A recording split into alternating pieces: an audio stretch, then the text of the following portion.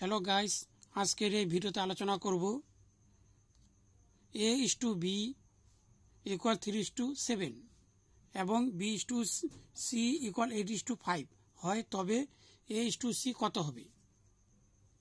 এখানে বের করতে হবে, আগে অঙ্কটি করতে হবে। এখানে A:B এখানে হচ্ছে 3:7, তারপরে হচ্ছে এখানে B:C ইকুয়াল এখানে হচ্ছে 8:5।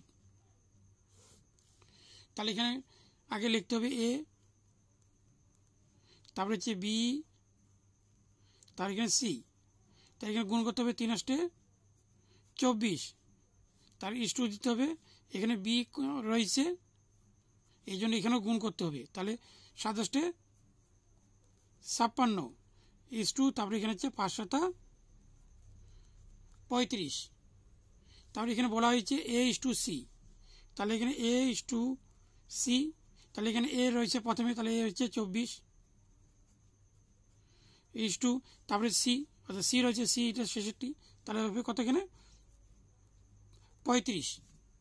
তাহলে উত্তর হবে 24 হচ্ছে 35।